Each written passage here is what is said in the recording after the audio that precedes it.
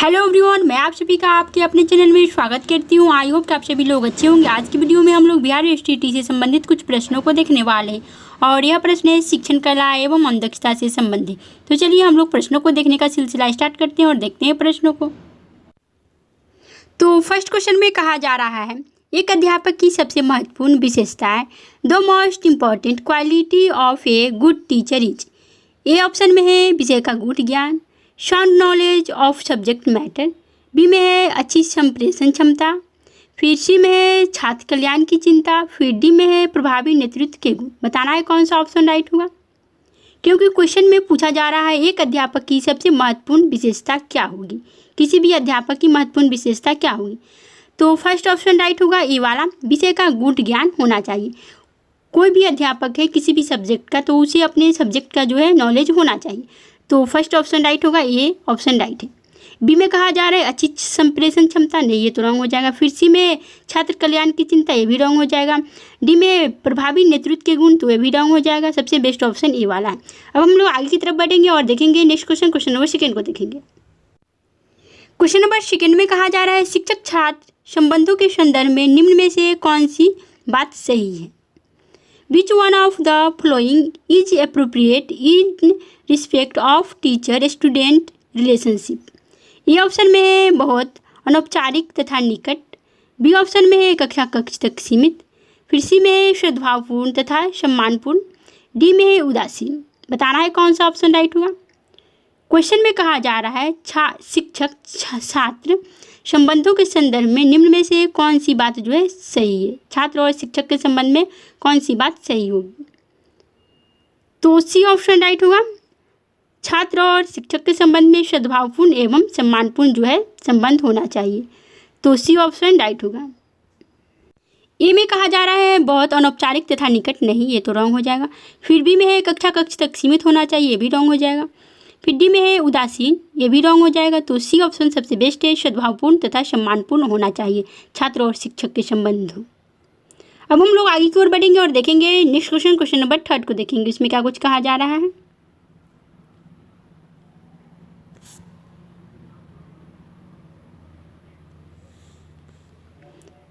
Question number third में कहा जा रहा है छात्रों की शैक्षिक निष्पत्ति में सुधार लाया जा सकता है यदि उनके माँ पिता यानी माता और पिता को प्रेरित किया जाए।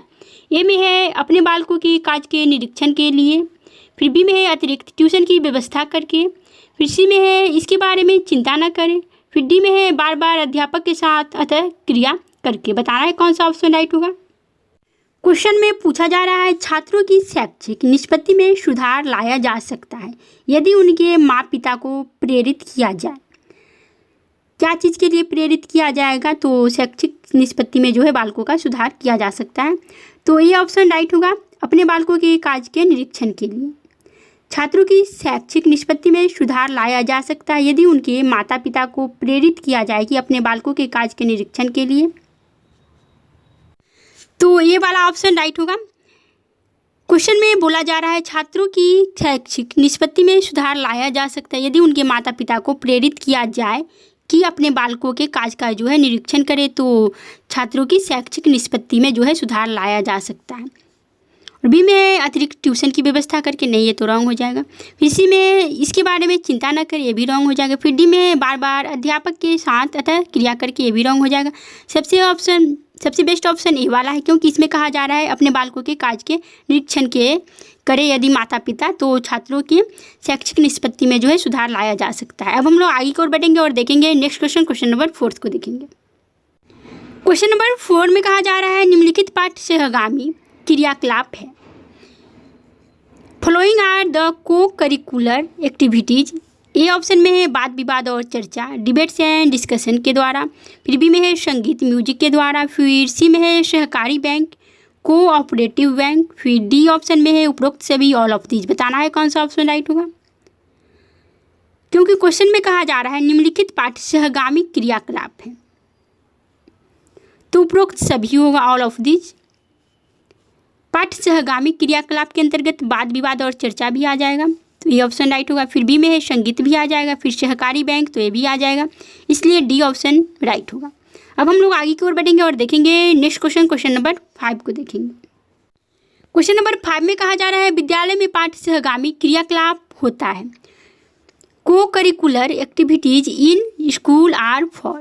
ए ऑप्शन में है मानसिक विकास के लिए, मेंटल डेवलपमेंट के लिए, फिर बी में है शारीरिक विकास के लिए, फिर सी में है आध्यात्मिक विकास के लिए और डी में है उपरोक्त सभी। बताना है कौन सा ऑप्शन राइट होगा। क्वेश्चन में बोला जा रहा है विद्यालय में पाठ्य सहगामी क्रियाकलाप होता है, तो इसका डी ऑप्शन राइट होगा, उपरोक्त सभी। क्योंकि ये ऑप्शन में कहा जा रहा है मानसिक विकास के लिए जो है पाठ्य सहगामी क्रियाकलाप विद्यालय में होता है, तो राइट होगा ये वाला। फिर बी में है शारीरिक विकास के लिए, तो ये भी राइट होगा। फिर सी में है आध्यात्मिक विकास के लिए, तो इसलिए सी भी राइट होगा, इसलिए डी ऑप्शन राइट होगा। अब हम लोग आगे की ओर बैठेंगे और देखेंगे नेक्स्ट क्वेश्चन, क्वेश्चन नंबर 6 को देखेंगे। क्वेश्चन नंबर 6 में कहा जा रहा है इनमें से कौन साहित्यिक क्रियाकलाप है। ए में है कहानी लेखन, स्टोरी राइटिंग, फिर बी में है सामूहिक अभ्यास, सी में है नाट्यकला और डी में है सामाजिक सर्वेक्षण। बताना है कौन सा ऑप्शन राइट होगा। क्वेश्चन में बोला जा रहा है इनमें से कौन जो है साहित्यिक क्रियाकलाप है, तो ये ऑप्शन राइट होगा, कहानी लेखन जो है साहित्यिक क्रियाकलाप के अंतर्गत आया। अब हम लोग आगे की ओर बढ़ेंगे और देखेंगे नेक्स्ट क्वेश्चन, क्वेश्चन नंबर 7 को देखेंगे। क्वेश्चन नंबर 7 में कहा जा रहा है विद्यालय में पाठ्य सहगामी क्रियाकलाप कार्यकलापों के आयोजन में अध्यापक की भूमिका है। विद्यालय में पाठ्य सहगामी कार्यकलापों के आयोजन में अध्यापक की भूमिका है। ए में है नियोजक के रूप में, बी में है पथ प्रदर्शक के रूप में, फिर सी में है प्रवर्तक के रूप में और डी में है ए, बी और सी तीनों। बताना है कौन सा ऑप्शन राइट होगा।